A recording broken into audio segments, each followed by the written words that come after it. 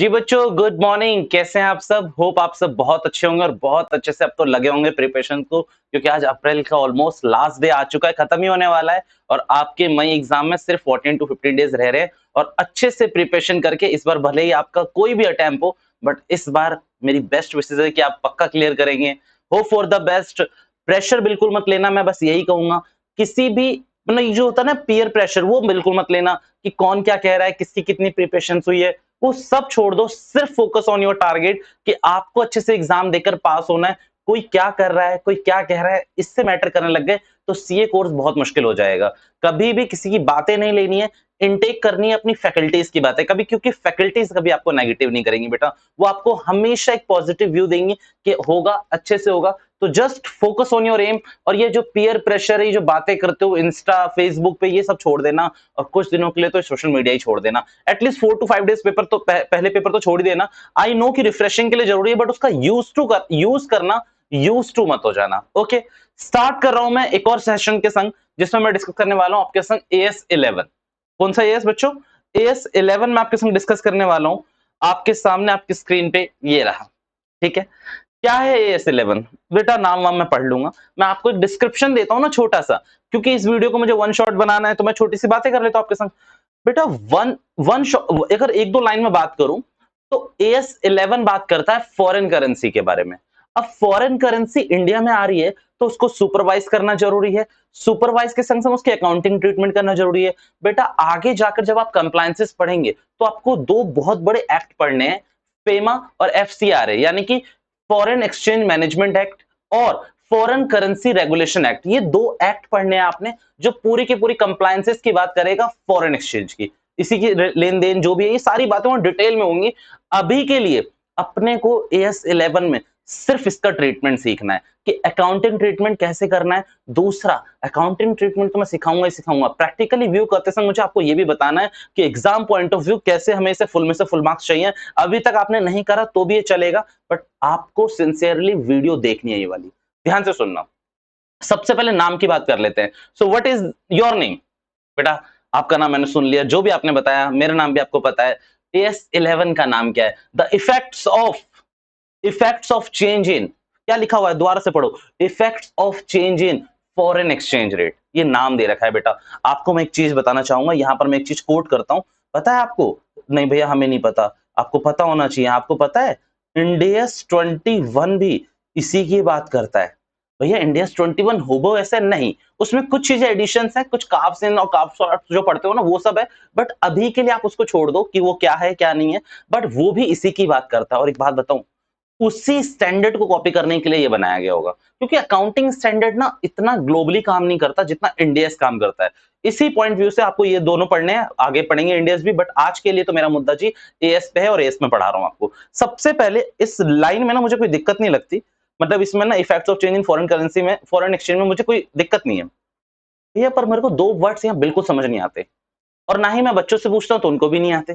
भैया फॉरेन का क्या मतलब है? भैया वही फॉरेन ट्रिप जो हमारा सपना है, फॉरेन ट्रिप लगाना है, फॉरेन ट्रिप हमारा सपना है, तो फॉरेन ट्रिप हमारा सपना है तो भैया वही फॉरेन है। नालायक को, तो तुम्हारा ड्रीम थोड़ी तुम्हारा सपना हो जाएगा यहाँ पर, यहाँ AS में वो थोड़ी लिखेंगे। तो यहाँ पर क्या लिखना चाहिए, मेरी बात ध्यान से सुनना। फॉरेन का मतलब है आउटसाइड इंडिया। फॉरेन का सिंपल मतलब है आउटसाइड इंडिया, इंडिया की सीमा से बाहर।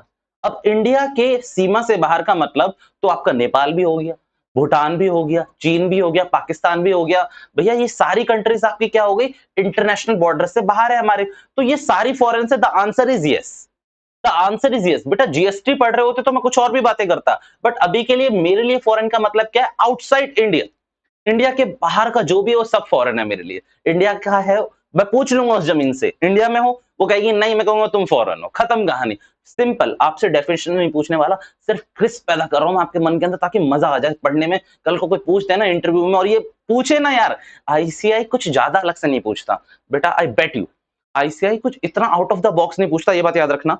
इतने सारी चीजें हम करते हैं, मतलब इतनी प्रोटेक्शन वो ये हुए, कभी भी किसी ने ये क्लेम नहीं करा, किसी भी टीचर ने क्लेम नहीं करा, मतलब इतनी पुरानी पुरानी फैकल्टी, इतनी फेमस फैकल्टीज हैं, उनमें से किसी ने ये कंप्लेन नहीं करी कि भाई आप आउट ऑफ द बॉक्स पूछते हो, कभी नहीं। उन्होंने सिर्फ ये चीज करी कि आप पेपर को जो चेक करते हो उसका प्रोसीजर सही नहीं है, ये सब चीजें बात करी, वो अलग मुद्दा है, बट आप हमारी बात भी तो सुनिए। क्वेश्चंस के लिए कभी भी किसी फैकल्टीज ने किसी भी सब्जेक्ट की वो नहीं करी कि ये क्यों पूछ लिया, ये तो हटा दिया था, ये क्यों पूछ लिया, नहीं बेटा क्वेश्चन वो जेन्युइन पूछते हैं। किस पे पूछते हैं? प्रैक्टिकल कंप्लायंसेस पे, और प्रैक्टिकली जो इंडस्ट्री में चल रहा होता है तो AS11 चलेगा ना। ठीक है, मैं आपको एक आर्टिकलशिप का इंटरव्यू एग्जांपल दूं छोटा सा, भैया दे दो क्या दिक्कत है। भैया मैं आपको सिंपल बताता हूं, जब मैं अपनी आर्टिकलशिप में था ना, तो मेरे पास जो क्लाइंट्स थे वो फॉरेन के थे, कहाँ के? यूके के थे। ठीक है, तो अब उनके संग हमारी लेन-देन होती थी, भाई पैसा आता था यूके से ही हमारा, यहाँ से हमारा पैसा जाता था, कुछ चीज की पेमेंट्स होती थी, डिबेंचर्स इंटरेस्ट की पेमेंट होती थी, बहुत सारी पेमेंट्स होती थी। तो उसमें ना मुझे ना फॉरेन एक्सचेंज को रिकॉग्नाइज करना पड़ता था कि फॉरेन एक्सचेंज को मैं किस रेट पे करूंगा। तो ये सोचो, एएस अगर मैंने नहीं पढ़ा होता तो वहां तो मेरा सीनियर बेटा मेरी वाट लगा देता ना कि भाई तुझे तो कुछ पता ही नहीं है। तो थोड़ी बहुत चीजें आपको पता होनी चाहिए, बाकी चीजों हेल्प करेंगे। एंड दूसरा, ये जो फॉरेन एक्सचेंज है, यहाँ पर ना एक बहुत बड़ा कॉन्सेप्ट है फॉरेन एक्सचेंज डिफरेंस का। किसका? फॉरेन एक्सचेंज डिफरेंस का।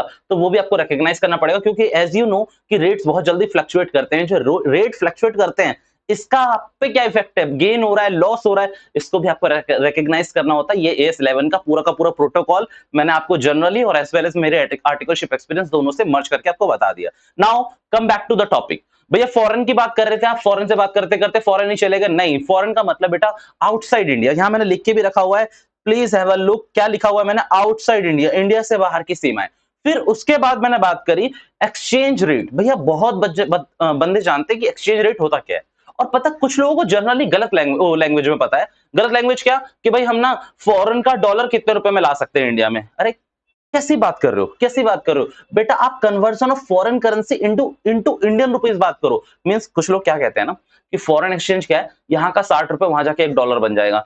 वो उनका फॉरेन एक्सचेंज है, वो उनका फॉरेन एक्सचेंज है।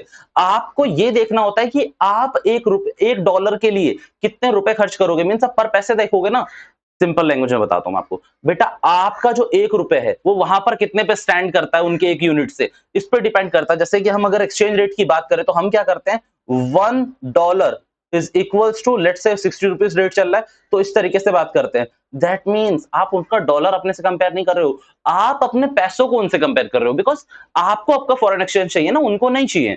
उनको आपको डॉलर्स नहीं, उनको आपके रुपीज नहीं चाहिए, उनको रुपीज चाहिए तो अपना लगाएंगे। हम किससे कंपेयर करेंगे? Rupees versus dollar. मींस इसका सिंपल मैं मतलब बता देता हूं, अगर आपको इजी कर देता हूं। देखो एक्सचेंज रेट होता है हमेशा फॉरेन रेट्स के संग, कि फॉरेन में हमारी करेंसी कहां स्टैंड कर रही है, उनसे कंपैरिजन होता है। दैट्स इट, खत्म कहानी। इसे मैंने एक्सचेंज रेट का नाम दिया। अब सबसे पहले भैया एक्सचेंज किसको करेंगे? मान लो कि आपका कोई रिलेटिव बाहर देश में रहता है। कहां रहता है? बाहर देश में, यूएसए। ठीक है, अब यूएसए में रहता है तो आपने उसको पैसे दे रखे थे। ठीक है, और उसने आपको जो रिपेमेंट करी वो इंडियन रुपीज में ही करी। रहता कहां था? बाहर, आउटसाइड इंडिया। पेमेंट कहां करी? इंडिया के अंदर। क्या रुपीज में ही करी? The answer is yes. बेटा वहां पर ये एक्ट अप्लाई ही नहीं होगा, ये एस अप्लाई नहीं होगा, फॉरेन एक्सचेंज है ही नहीं। पूछो क्यों? बेटा वो बंदा भले ही फॉरेन का था, बट पेमेंट किस में हुई है? इंडियन रुपीज में। तो ये जो इंडियन रुपीज है, ये फॉरेन का एक्सचेंज को खड़ा ही नहीं होने देगा, उसके कंप्लायंसेस को आने ही नहीं देगा। इट सिंपली मींस अगर उसने पैसे डॉलर, यूरोस, पॉन्ड्स इनमें करी होती तब मेरा ये एस एप्लीकेबल होता। देख लो एस क्या कह रहा है कि फॉरेन करेंसी का यहां पर सिंपल मतलब है other than Indian currency. Means भैया नेपाली में जो नेपाल के जो पैसे होते हैं, क्या वो भी foreign currency? The answer is yes.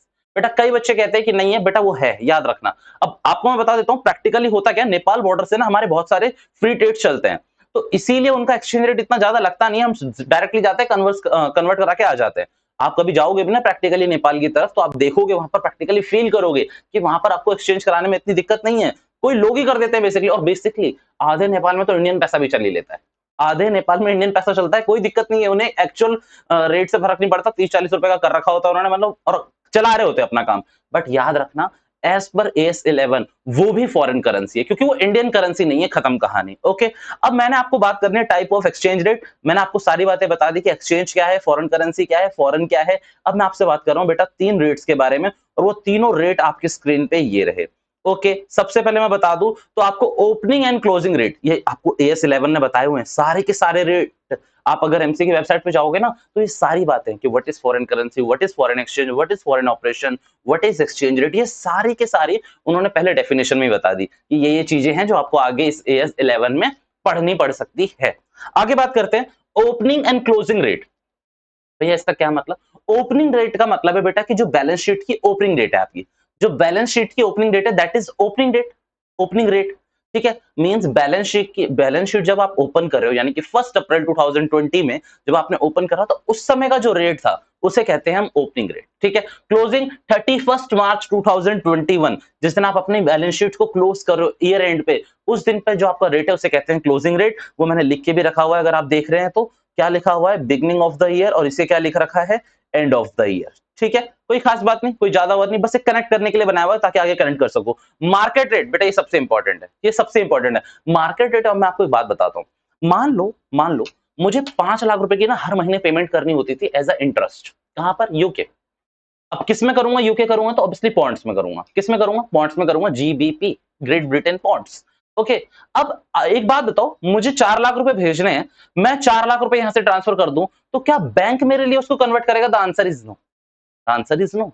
बेटा मैं उसका कन्वर्जन रेट लगाऊंगा, मैं लगाऊंगा ना उसका कन्वर्जन रेट। तो मैं किसी भी ऑथराइज वेबसाइट पे जाऊंगा या फिर आरबीआई की वेबसाइट पे जाकर उस डेट का, जिस डेट पे मुझे ये पेमेंट रिकॉग्नाइज करनी है, पे ऑफ करनी है, उस डेट पे मैं एक्सचेंज रेट देखूंगा, इन 4 लाख को मैं कन्वर्ट करूंगा किसमें, पॉइंट्स में, और उस हिसाब से मैं पेमेंट करूंगा। याद रखिएगा, हो सकता है कोई बैंकिंग आपको ये दे दे, कोई बैंक आपको ये सपोर्ट दे दे कि हम आपको कन्वर्ट करके दे देंगे, जो आपको क्या करना है, बस पैसा डालना और रेट भेजना है। नहीं, आपको मैं सिंपल बता दूं कि आपको क्या करना पड़ेगा। जो मैं अपने एक्सपीरियंस की बात कर रहा हूं, प्रैक्टिकली देखो कुछ भी हो सकता है, जुगाड़ और बातें हर जगह चलती है।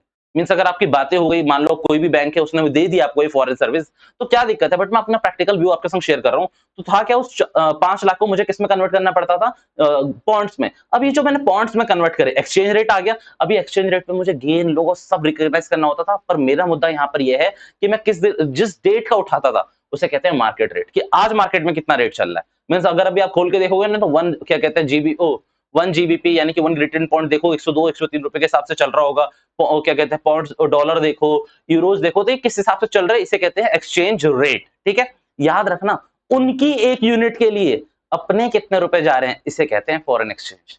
ये नहीं कि अपने 1 रुपए के लिए, तो फिर बहुत कॉम्प्लेक्स भी हो जाएगा। हम तो वैसे मतलब, अब मैं बोलना नहीं चाहता बट अपनी करेंसी थोड़ी डाउनग्रेड चलती है ना, तो इसीलिए तो बहुत पॉइंट्स में आ जाएगा, और पॉइंट से तो वैसे ही नफरत है हमें। Okay, that is also called spot rate, transaction rate. इसी को मार्केट रेट को क्या कहते हैं, स्पॉट रेट, ट्रांजैक्शन रेट, इसी को कहा जाता है। इस चीज को भी याद रखेंगे आप लोग। उसके बाद अगर बात करें, एवरेज रेट की बात करी हुई है मैंने।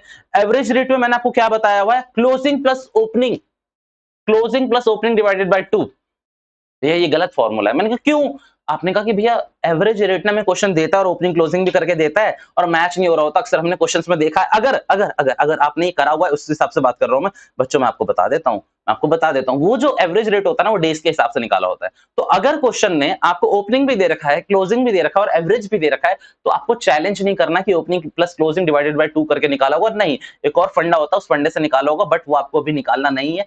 सिर्फ एग्जाम ओरिएंटेड बातें चल रही है और विद नॉलेज। ठीक है, तो ज्यादा डीप में भी जाऊंगा तो बहुत लंबा हो जाएगा, इसीलिए ज्यादा डीप में मैं जाना नहीं चाहता। ओके, आगे बढ़ रहे हैं। Monetary items and non monetary items, इसको थोड़ी देर के लिए मैं होल्ड पे रख सकता हूं, आई गेस। यस, मैं होल्ड पे रखना चाहूंगा। मैं एक बहुत इंपॉर्टेंट टॉपिक पे आ रहा हूं, फॉरेन एक्सचेंज ट्रांजैक्शन। इसे फॉरेन करेंसी ट्रांजैक्शन के नाम से भी कई बार आपके संग, आपकी बुक्स में, आपकी फैकल्टीज ने पढ़ाया होगा। ध्यान से देखना क्या लिखा हुआ है, फॉरेन एक्सचेंज ट्रांजैक्शन। ठीक है, all transaction which are entered in foreign currency. भैया देखो ये बात बताने वाली नहीं थी।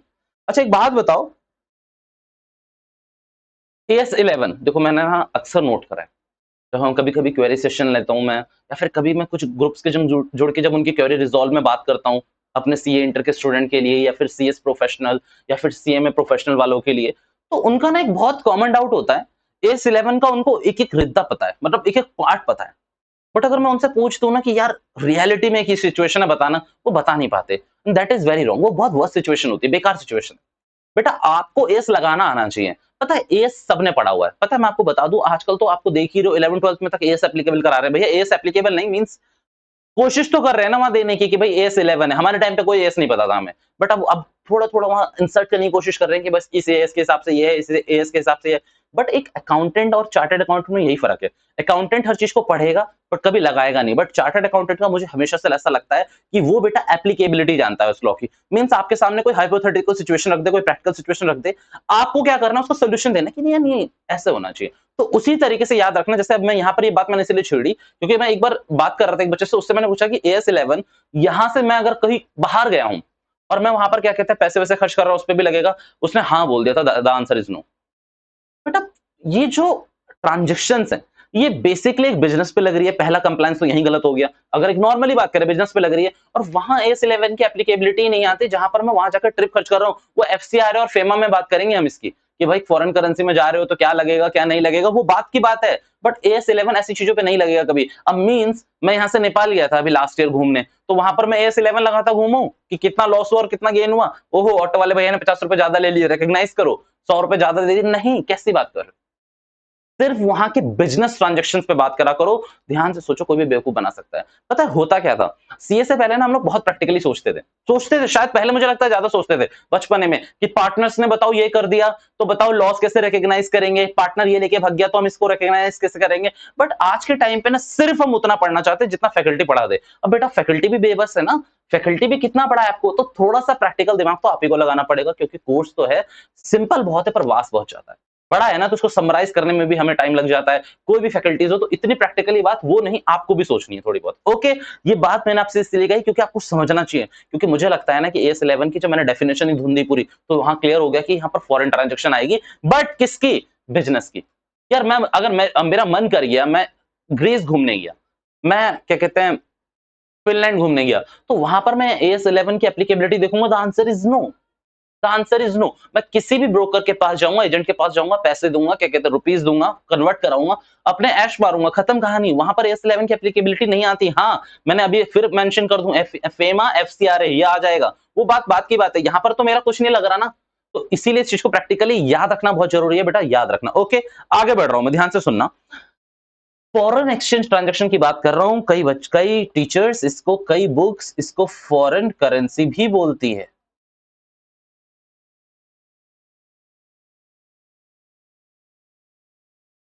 क्या बोलती है? Foreign currency. अब इसमें मेरा मुद्दा यहाँ पर लड़ाई का नहीं है कि उसे फॉरेन करेंसी नहीं बोलते, ऑब्वियसली। बेटा फॉरेन एक्सचेंज का मतलब ही फॉरेन करेंसी का एक्सचेंज है, और क्या हो सकता है? फॉरेन करेंसी का ही एक्सचेंज है। अब यहाँ पर मेरी बात ध्यान से सुनना। मालिक, मैं यहाँ से दो रिकॉग्नाइज चीजें बात करूंगा आपसे। क्या? एक इनिशियल रिकॉग्निशन कैसे करनी है और एक सब्सिक्वेंट रिकॉग्निशन कैसे करनी है। भैया रिकॉग्निशन का चैप्टर नहीं पढ़ा हमने अभी तक। मैंने कहा देखो, पहले ना AS9 इसी में हुआ करता था, बट अब क्या करा है, ग्रुप 1 से हटाकर फेंक दिया गया ग्रुप 2 में। कहां पर? ग्रुप 1 से हटाकर फेंक दिया गया ग्रुप 2 में। बट अभी के लिए मेरा मुद्दा क्या है कि उसे छोड़ो कि कहां हटा दिया है, कहां कर दिया गया। AS11 की एप्लीकेबिलिटी समझो, रू आपका कॉन्सेप्ट नंबर फर्स्ट इंपॉर्टेंट है, याद रखना। 3 कॉन्सेप्ट है, वही इंपॉर्टेंट है तीनों, और तीनों पे क्वेश्चन पूछता है आईसीआई। मतलब देयर इज नो डिबेट कि इस पे पूछेगा इस पे नहीं पूछेगा। अब सुनना ध्यान से। Initial recognition and subsequent recognition का मतलब ये है, इनिशियल यानी कि जब वो ट्रांजैक्शन हुई है तब हम उसे कैसे रिकॉग्नाइज करें, और दूसरा अगर वो ट्रांजैक्शन इसी साल स्क्वायर ऑफ हो जा रही है, मींस पेमेंट देनदार लेनदार पेमेंट और रिसीप्ट इसी साल हो जा रही है, तो अच्छी बात है, तो इनिशियल रिकॉग्निशन पे बात खत्म हो जाएगी। व्हाट इफ अगर मैंने ट्रांजैक्शन इस साल करी, इनिशियली रिकॉग्नाइज कर लिया होगा, बट उसकी पेमेंट या फिर received next to next year हो रही है, तो मैं कैसे करूंगा? वो सब्सिक्वेंट रिकॉग्निशन की बात होती है। बेटा अगेन मैं कहूंगा, ये भी पढ़ लेते हैं बच्चे, हिंदी में पूछ दो कि भैया ये ऐसा होता है, तो पता नहीं। वो कहते हैं और ऐसा बोल दो कि सब्सिक्वेंट रिकॉग्नाइज कैसे करेंगे, तो अरे ऐसे पूछो ना, सब्सिक्वेंट रिकॉग्निशन क्या होता है, मतलब क्या है, मतलब समझना ज्यादा जरूरी है। क्योंकि क्लाइंट बेटा इंडिया में प्रैक्टिस करोगे ना, बाहर भी चले जाओगे तो वो भी अपनी लोकल लैंग्वेज में जब या फिर इंग्लिश में बात करेगा, तो वो आपको ये थोड़ी बताएगा मुझे सब्सिक्वेंट रिकॉग्निशन करनी है। क्लाइंट को क्या पता बेटा, ये सब वो तो धंधा करना जानता है ना, वो ये नहीं जानता ना अकाउंटिंग कंप्लायंसेस क्या होते हैं। तो सिंपल है, इनिशियल रिकॉग्निशन का मतलब जो भी ट्रांजैक्शन हुई है फॉरेन करेंसी में, वो इसी साल स्क्वायर ऑफ हो जाएगी। सब्सिक्वेंट रिकॉग्निशन की बात वहां पर आएगी, ट्रांजैक्शन हुई इस साल है बट आने वाले सालों में वो सेट ऑफ होगी, तो वहां सब्सिक्वेंट रिकॉग्निशन की बात करेंगे। बेटा आप याद रखिएगा, यहां पर मैंने रेट लिखे हुए हैं। इनिशियल रिकॉग्निशन को या तो स्पॉट रेट यानी कि जिसे मैंने मार्केट रेट कहा था, इस पे रिकॉग्नाइज करते हैं, या फिर अप्रोक्सीमेट रेट। भैया व्हाट इज अप्रोक्सीमेट रेट? बेटा एक लाइन में बता देता हूं, रेलेवेंट नहीं है। कई बार मैनेजमेंट कहती है कि हम अपना रेट बताएंगे आपको, वो प्री डिसाइडेड होता है कि इस रेट पे हम अपने को रिकॉग्नाइज करेंगे, खत्म कहानी। बट वो अपने को मुद्दा नहीं लगाना, एएस ने भी उसकी एप्लीकेबिलिटी दे रखी है कि हाँ अप्रोक्सीमेशन कर सकते हैं, नियर एंड लेस क्या कहते हैं इसी के करनी पड़ती है। मतलब फॉरेन एक्सचेंज जो करंट रेट चल रहा है उसी के आसपास करो, ज्यादा भी फ्लक्चुएशन नहीं होनी चाहिए। स्पॉट रेट को याद रख के आगे बढ़ रहा हूं मैं, यहाँ पर ध्यान से सुनना। एग्जाम्पल नंबर 1 आ रहा है मेरा, बहुत प्यारा एग्जाम्पल है। आपकी कुछ स्टडी मैट के एक दो इलस्ट्रेशन यही निपटा दूंगा मैं इन्हीं एग्जाम्पल्स में, ध्यान से सुनना। आपने मशीनरी परचेस करी है, कहां से? आपके दोस्त कहां थे? यूएसए में। तो आपने उन्हें फोन कर दिया कि मुझे एक मशीन चाहिए काम करने के लिए, जिसकी कॉस्टिंग है $1000, $1000। अब यहां पर कुछ भी लिख लो, यूरो वीरो, मुझे उससे कोई फर्क नहीं पड़ता, वो क्वेश्चन अपने को बताएगा। अब यहां पर अगर आप देखो तो मैंने कब खरीदी है, मैं एक मिनट इसको थोड़ा सा जूम कर लूं। ओके, एग्जाम्पल 1 ध्यान से देखेंगे तो मैंने क्या करा, यहाँ पर मशीन खरीदी है। और कब खरीदी है बेटा? 1 सितंबर 2021 को। कितने रुपए की? 1000 रुपए की। भैया इसे रिकॉग्नाइज करो। मैंने कहा इसके लिए याद रखना, इसे ट्रांजैक्शन रेट, मार्केट रेट और स्पॉट रेट और डेट रेट भी बोलते हैं। तो याद रखना कुछ भी बोल दे। अब ट्रांजैक्शन रेट है कितना? 60 रुपए। यानी कि जो मैंने मशीन खरीदी वो कितने की है? 60 रुपए के हिसाब से। अच्छा सेल करिए, सॉरी मैंने सेल करी है बच्चों। तो अगर मैंने सेल करी है तो कोई बात नहीं, सेम कंप्लायंस है। मैंने यहाँ से फॉरेन एक्सपोर्ट करा है। अब मैंने एक्सपोर्ट करा है कितने रुपए का? $1000 का।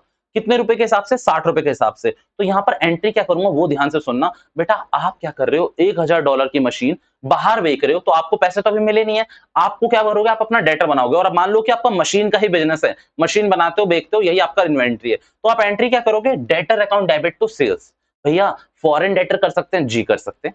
फॉरेन डेटर कर सकते हैं, फॉरेन रिसीवेबल कर सकते हैं, कोई दिक्कत नहीं है। मैंने यहाँ सिंपल आपको एग्जांपल में डेटर लिख के दिया हुआ था बच्चों, तो इसलिए मैंने डेटर ही बोल दिया। तो क्या एंट्री करके दिखा रखी है मैंने यहाँ पर? Debtor account debit to sales. पक्की बात है। और किस रेट पे रिकॉग्नाइज करा है? स्पॉट रेट पे। किस पे? स्पॉट रेट पे। ओके अच्छी बात है। अब मान लो कि मेरी पेमेंट कब आई है? 55 रुपए की आई है, मतलब 55 रुपए के हिसाब से आई है। कब आई है? जब भी आई है, पर इसी साल थी। अब मान लो 31/12/2021 को मेरी पेमेंट आ गई। अच्छी बात है, यानी कि इसी साल है, इसी फाइनेंशियल ईयर में। कितने रुपए पे बेटा? 55 रुपए पे। तो देखो एक बात अगर मेरी ध्यान से सोचो आप, तो जब मैंने सेल करा था तो 60 रुपए के हिसाब से सेल करा था। कितने रुपए के हिसाब से? 60 रुपए के हिसाब से। बट आज जब मैं पेमेंट रिसीव करने गया तो 55 रुपए के हिसाब से हो रहा है। बेटा ये तो गलत है ना, लॉस है। अब ये लॉस है तो इसको रिकॉग्नाइज करूंगा मैं। तो यहां पर देखो bank account debit, foreign exchange difference account debit. भैया आपने कुछ और लिखा हुआ है, मैंने कहा मैं बता रहा हूँ। Bank account debit, foreign exchange difference account debit to क्या कहते हैं डेटर करके बात खत्म करो। डेटर पूरे 60,000 के 60,000 के स्क्वायर ऑफ करो। यहाँ पर कितना? 6,000 के स्क्वायर ऑफ कर दो। कितने हैं? अच्छा 60,000 है। यहाँ पर कितने का करो? 5,000 का करो। यहाँ 55,000 पूरा स्क्वायर ऑफ हो जाएगा। भैया आपने तो एक्सचेंज लॉस दे रखा है। बेटा कोई मुद्दा नहीं है, दोनों बात सही है। आप यहाँ पर फॉरेन एक्सचेंज डिफरेंस अकाउंट ले लो या फिर आप एक्सचेंज लॉस ले लो, मुझे कोई फर्क नहीं पड़ता। अल्टीमेटली आपको पीएनएल में दिखाना है। Ultimately profit and loss account में ये डेबिट करना पड़ेगा आपको, क्योंकि लॉस हो गया ना आपका। तो profit and loss account debit to exchange loss, खत्म कहानी। भैया आपने एक और एग्जांपल दे रखा है 65 रुपए के हिसाब से। बेटा आप प्रैक्टिकली सोचो, 60 रुपए का एक्सचेंज रेट था, बट आज मुझे 5 रुपए बढ़ के मिलने हैं। तो ये तो मेरा कहीं ना कहीं गेन हो गया ना। आओ इसको जल्दी से रिकॉग्नाइज करके दिखाऊं मैं तुम लोगों को। तो इसको रिकॉग्नाइज करने का सिंपल तरीका है, बैंक में पैसे भी ज्यादा आए होंगे,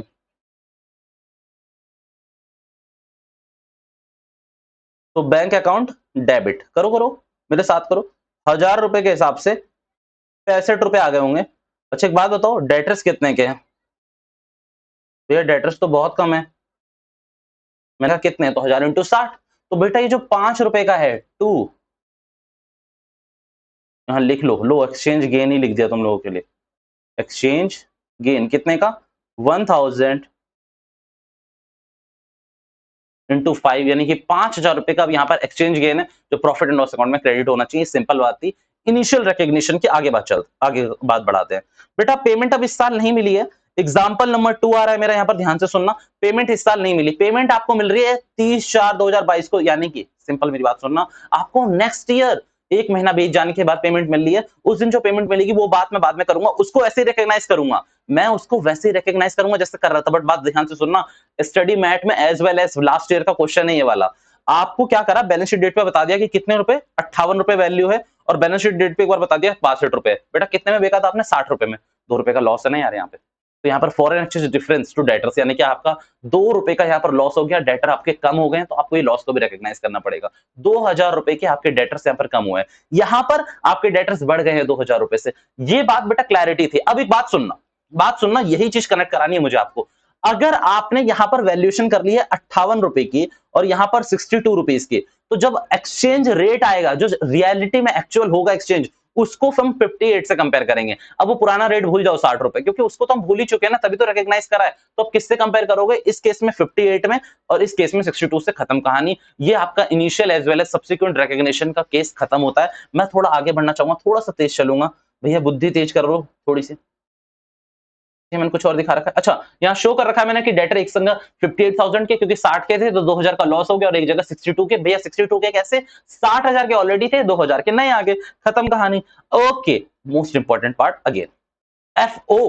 अच्छा मैंने 3 बोला आपको, मैं आपको बता दूं कौन कौन सा है। पहला फॉरेन एक्सचेंज, दूसरा फॉरेन ऑपरेशन एंड तीसरा आपका फॉरेन फॉरवर्ड कॉन्ट्रैक्ट। खत्म कहानी। फॉरवर्ड कॉन्ट्रैक्ट्स इन फॉरेन करेंसी। बेटा फॉरेन करेंसी वर्ड यूज नहीं हुआ तो मैं कुछ नहीं कर सकता। FO foreign operation. अच्छा यहाँ पर मैंने एक लाइन लिखी रखी हुई है, FO means business outside India. मतलब हमारा बिजनेस क्या है, आउटसाइड इंडिया। बहुत फैला हुआ बिजनेस है, बहुत फैला हुआ बिजनेस है, तो एफओ है वो। अब याद रखना ये किस किस रूप में हो सकता है, तो branch, associate company, subsidiary, joint ventures, यही मैंने लिख के रखा हुआ है। Branch, subsidiaries, associate company, joint ventures, किसी भी रूप में हो सकता है, उसका कोई मुद्दा नहीं है, सिर्फ नॉलेज के लिए आपको बता दिया गया है। आपका जो मुद्दा यहाँ पर है वो मुद्दा ये वाला है। ये वाला मुद्दा बहुत इंपॉर्टेंट है बच्चों, ध्यान से देखना।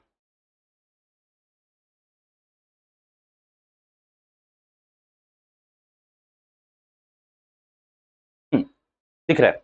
अब यहां ध्यान से देखिए, आपको दो तरीके से मैंने बांट दिया है, एक एफओ और दूसरा आईएफओ। भैया आईएफओ और एफओ में क्या फर्क है, देखो एफओ का मतलब मैंने यहां पर नॉन बोला हुआ है, देखो एनएफओ, और आईएफओ यानी कि integrated financial foreign operation, my bad, integrated foreign operation. और दूसरा एनएफओ को क्या कह रखा है मैंने, नॉन इंटीग्रेटेड फॉरेन ऑपरेशन। और वहां पर एक बहुत बहुत प्यार से एक लाइन लिख दी मैंने। आप मुझसे पूछोगे भैया ये होता क्या है, मैंने आपसे बहुत प्यार से बोल दिया, अदर देन आईएफओ।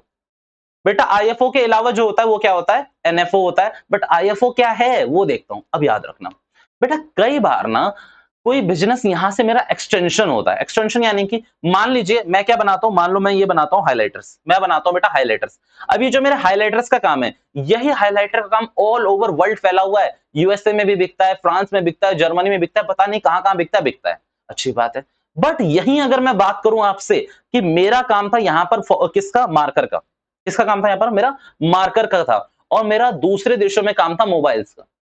किसका काम था, मोबाइल्स का या फिर कैमरे का। तो इसमें मैं आपको एक बात बता दूं, दूसरे देश में मेरा जो भी बिजनेस है यहां पर, वो यहां पर मेरा क्या होगा, एनएफओ में आएगा, आईएफओ नहीं रहेगा, क्योंकि वो मेरा एक्सटेंशन नहीं है। यहां ध्यान से देख लो, यहां एक वर्ड लिख के रखा हुआ है, मैंने ये वर्ड हाईलाइट कर लिया और ये वर्ड समझ लिया ना, तो आधी चीज तो ऐसी होगी, एक्सटेंशन। भैया क्या ये पूछ सकता है कि दिस इज एनएफओ या फिर आईएफओ, नहीं। नहीं, पर आपको पता होना चाहिए ना कि आप उसको कैसे बताओगे क्लाइंट को। क्लाइंट के प्रोस्पेक्टिव से सोचो बच्चों, क्लाइंट के प्रोस्पेक्टिव से। क्लाइंट तो कुछ भी पूछ देता है। तो एक्सटेंशन ऑफ बिजनेस नहीं है मेरा वो मेरा चेन नहीं है। वो वर्टिकल कहां है, वो वर्टिकल है, बताओ आप उसको। वर्टिकल मेरी लाइन में चल रहा है, आंसर इज नो। बिल्कुल अलग पॉलिसी हो जाएगी ना। ऑल दो सेगमेंट रिपोर्टिंग के टाइम पे, कंसोलिडेटेड फाइनेंशियल स्टेटमेंट के टाइम पे मैं इसकी बात कर लूंगा, बट अभी के लिए तो मैं नहीं है ना। अब यहाँ पर मैंने कुछ ना आपको इंडिकेटर्स भी दे रखे हैं, अगर आपको पता करना है तो याद रखना, आपके संग में उसकी हाई वॉल्यूम ट्रांजेक्शन होगी। बहुत ट्रांजेक्शन कर रहे होगे आप उसके संग, माल भेज रहे होगे, माल मंगा रहे होगे, मान लो आपकी प्रोडक्शन हाउस यहाँ है, यहाँ से भेज रहे होगे आप, मार्कर में बना के भेजता हूँ यहाँ से फॉरेन वेसल के थ्रू, ठीक है। Purchase and sale within reporting entity, means आपके संग वहां पर ना बहुत परचेज सेल हो रही है रिपोर्टिंग एंटिटी के संग। और क्या है, आपने वहां के लिए फाइनेंस भी रेस करा हुआ है, एज वेल एज आप इन्वेस्टर भी हो। मतलब रिपोर्टिंग एंटिटी कौन है, जिसपे एस11 लग रहा है, और कौन होगी, वो इंडिया की होगी। एस11 वाली जो भी इंडस्ट्री होगी रिपोर्टिंग एंटिटी, वो इंडिया की होगी। बाहर वालों से आपको क्या करना है, ठीक है। ओके भैया बात कर लो इसमें एग्जाम ओरिएंटेड की अगर मैं बात करूं, तो आपका सबसे इंपॉर्टेंट क्वेश्चन पता है क्या आता है इसमें, कि आपके एफओ दे रखे हैं या फिर आईएफओ दे रखे हैं, इन दोनों को, मतलब आईएफओ या फिर एनएफओ दे रखे हैं, आपको इसको कन्वर्ट करना है इंडियन ट्रायल बैलेंस के अकॉर्डिंग। आपको इसको कहां लाना है, इंडियन वैल्यूज पे लाना है। तो इसके बस कुछ नहीं है, आपको एग्जांपल में, क्वेश्चन में बिल्कुल अच्छे से बताएगा कि ये आईएफओ है या एनएफओ है। अब इसके यहाँ पर ना मैंने चार्ट दे रखे हैं, उसको ध्यान से सुनना। अच्छा आपको पता है ना ट्रायल बैलेंस में क्या क्या हो सकता है, भैया ये कैसी बात कर रहे हो, हमें ऑब्वियसली पता है, मतलब इतना भी मत समझो। मैंने कहा सॉरी, अगर आपको यहाँ दिख पा रहा है तो यहाँ पर पहले चलो आईएफओ की देख लेते हैं पहले, ट्रांजेक्शन्स ना जूम करके दिखा देता हूँ मैं आपको। ओके, अब आईएफओ की मैं ट्रांजेक्शन दिखा रहा हूं, ध्यान से सुनना। बेटा मैं रेट बता रहा हूं, और रेट मैं आपको पहले बता चुका हूं, अब मजा आएगा एकदम, बस आपने को रिकॉग्नाइज करना है, ध्यान से सुनना। अगर अगर आपका आईएफओ है, क्या है, आईएफओ यानी कि इंटीग्रेटेड फाइनेंशियल ऑपरेशन नहीं होता, इंटीग्रेटेड फॉरेन ऑपरेशन है, sorry again, integrated foreign operation है। तो आप किस तरीके से रिकॉग्नाइज करोगे, सबसे पहले आप याद रखना, आपको अगर कोई फिक्स एसेट्स या फिर इन्वेस्टमेंट या फिर एक्यूमुलेटेड डेप्रिसिएशन करना है, तो आपको ट्रांजैक्शन डेट पे करना पड़ेगा। ट्रांजैक्शन डेट या रेट एक ही बात है, मैं समझ लो। अभी भैया दोबारा बताओ, आपने अगर कोई फिक्स एसेट्स खरीदी है, कोई इन्वेस्टमेंट खरीदी है, कोई आपने क्या खरीदा हुआ है, एक्यूमुलेटेड डेप्रिसिएशन है, तो वो जिस डेट पे है उसी डेट का रेट लगेगा, यानी कि date of transaction. Date of transaction पे जो रेट चल रहा है, डेट ऑफ ट्रांजैक्शन का जो स्पॉट रेट है, वैसे स्पॉट रेट तो करंट का होता है, बट फिर भी एक बात समझने के लिए सोचो कि जिस दिन वो मशीनरी खरीदी थी आपने, उस दिन क्या रेट चल रहा था, उस पर रिकॉग्नाइज करना है आपको, आप उससे छेड़छाड़ मत करो। आपने फिक्स एसेट्स और इन्वेस्टमेंट को क्या करना है, जिस डेट पे खरीदी थी उस डेट पे रिकॉग्नाइज करना है, खत्म कहानी। दूसरा, स्टॉक, डेटर्स, बीआर, क्रेडिटर्स, ये सारे जितने भी हैं लोन्स वोन्स, ये कब करोगे आप, क्लोजिंग रेट पे। भैया अभी आपने करा था ना क्लोजिंग रेट पे, अभी अभी आपने करा एग्जांपल नंबर 1 में और एग्जांपल नंबर 2 में आपके डेटर्स से किस पे रिकॉग्नाइज करे, आपने क्लोजिंग रेट पे करे, और फिर जब एक्चुअल रिसीव्ड हो जाएगा तो उसका इफेक्ट लूंगा मैं एक्सचेंज का, बट इसको क्लोजिंग रेट पे करना है भैया। पर अगर फिक्स एसेट्स मैंने एक बार ले ली होती तो जिस पे चल रही थी उसी पे चलने देता, अब कैसे दिखाऊंगा। आप सोचो कितना हैसल नहीं हो जाएगा मेरे लिए कि भाई फिक्स एसेट मैंने फ्रांस से खरीदी है, लेट से कोई 2 करोड़ की मशीनरी खरीदी हुई थी, अब उसको मैं डेली रिकॉग्नाइज करूं क्या, मतलब अगर वहां पर भी है तो मैं उसका इफेक्ट डेली रिकॉग्नाइज करूं, कितना मेरे लिए हेक्टिक हो जाएगा। तो फिक्स एसेट्स, इन्वेस्टमेंट और एक्यूमुलेटेड डेप्रिसिएशन में ट्रांजैक्शन डेट का जो रेट था वो लगा दूंगा, फिर बाकी के जितने भी आपके क्या है स्टॉक, डेटर्स, बीआर, यहाँ पर जो भी दे रखा है बीपी, लोन्स, इन पे क्या लगाऊंगा मैं, क्लोजिंग रेट। अब मैं आपको एक बात बताता हूं, मैं ऊपर एक बात छोड़ के आया था, आप लोग भूल गए, नालायक हो ये आप लोग। मैंने वहां पर एक बात छोड़ी थी, monetary and non monetary items, यहां बात कर लेते हैं। बेटा मॉनेटरी आइटम्स का मतलब ये होता है, चलो मैं आपको दिखाई देता हूं, छोड़ के आए थे ना हम एक लाइन,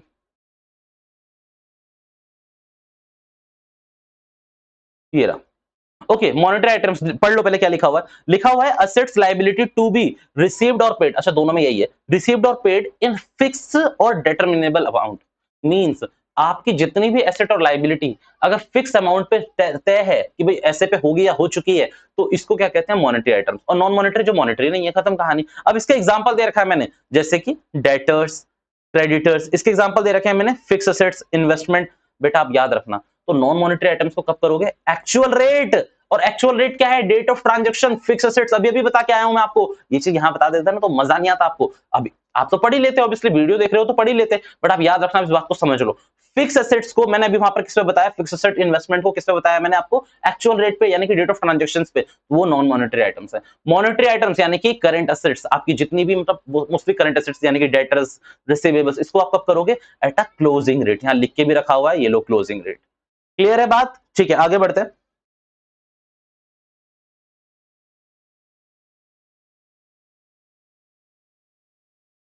ओके, यहीं पर था मैं। अब याद रखना, आपको ये दो चीजें पता चल गई कि भैया इतना हम याद रखेंगे कि अगर कोई भी फिक्स एसेट्स है, इन्वेस्टमेंट है, एक्यूमुलेटेड डेप्रिसिएशन है, तो उसे हम किस पे रिकॉग्नाइज करेंगे, ट्रांजैक्शन रेट पे। बट अगर कोई भी हमारी डेटर्स हैं, क्रेडिटर्स हैं, बीआर है, बीपी है, ये सारी चीजें हैं, इसको हम किस पे रिकॉग्नाइज करेंगे, इसको हम करेंगे किस पे, क्लोजिंग रेट पे। भैया एक और बात बता दो, मैंने कहा पूछो।